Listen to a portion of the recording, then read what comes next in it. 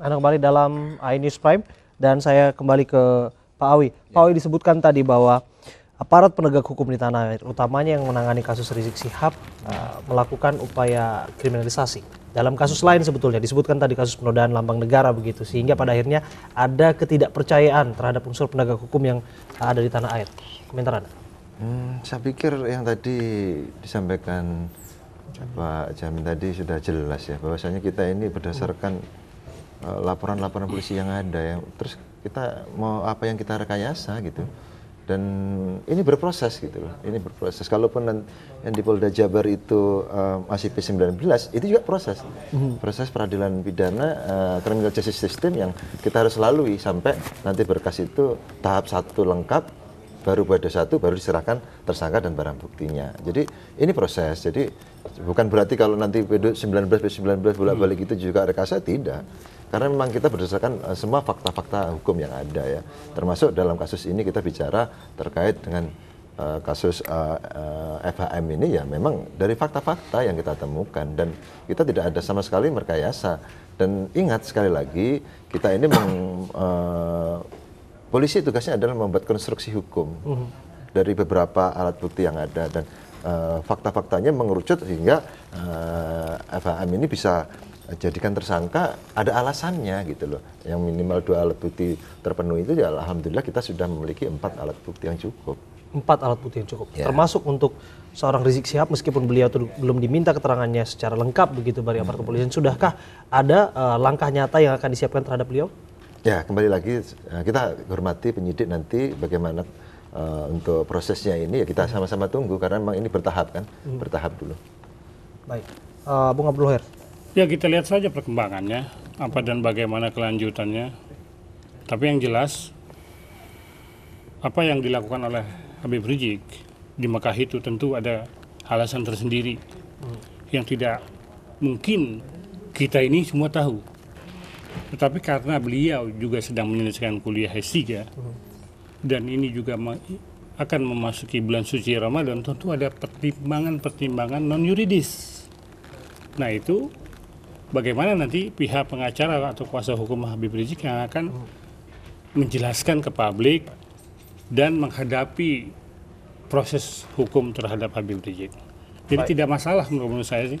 Pada akhirnya proses ini juga akan dilanjutkan kalau memang sesuai dengan hukum acara dan tentu dengan fakta-fakta hukum, dengan alat bukti minimal dan lain-lain. Soal, jika saya benar begitu, soal pertimbangan non-yuridis itu juga kalau kita kaitkan dengan kasus yang terjadi pada Pak Ahok, beliau juga disidik kemudian dilakukan penegakan hukum di tengah masa-masa pilkada sebetulnya yang memang lagi ramai dalam kontestasi politik begitu.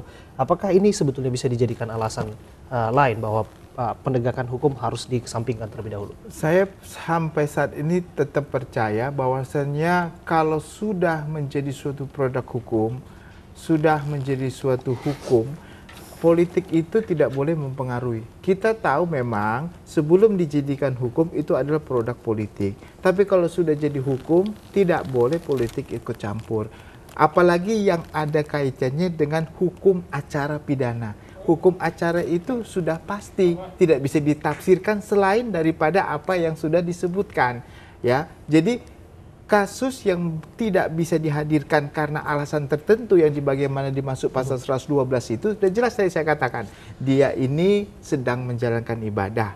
Dia ini sakit karena orang waktu diperiksa itu harus ditanyakan dulu kepada dia apakah dia sehat secara jasmani atau rohani. Nah, kalau dalam keadaan tidak sehat percuma juga diperiksa karena tidak akan memberikan keterangan dan tidak bisa memberi keterangan. Tapi kalau di luar alasan itu tadi katakan apakah ini alasan ada keadaan sekarang lagi bulan suci atau keadaan sedang mengambil S3 atau keadaan umat yang kurang kondusif, itu saya kira memang bukan suatu hal. Kecuali begini, solusinya saya kira mungkin bisa Pak Habib sendiri yang menjelaskan ini. Karena kan tadi banyak interpretasi. Baiknya kalau saya bilang untuk gentleman, Pak Habib bicara melalui media, langsung bicara apa sebenarnya landasan dia tidak bisa atau belum bisa hadir. Nah, itu saya rasa lebih jelas, lebih clear daripada kita lalu menafsirkan alasan-alasan apa. Saya ke Pak Awi kembali. Pak Awi, kita paham bahwa Pak Habib Rizik ini adalah seorang tokoh yang memang memiliki pengikut yang cukup banyak. Dalam potret pemeriksaan pun beliau didampingi oleh beberapa simpatisannya begitu. Faktor kegaduhan dan faktor lain non teknis seperti itu bisakah diantisipasi jika pada akhirnya proses pemeriksaan terhadap Habib Rizik dilakukan? Ya bisa saja karena memang kita punya perangkat-perangkat untuk mengawasi itu, untuk mengontrol itu ya. Kembali lagi ingat bahwasanya ada proses hukum murni ya. Jadi kita tidak juga melihat ini kok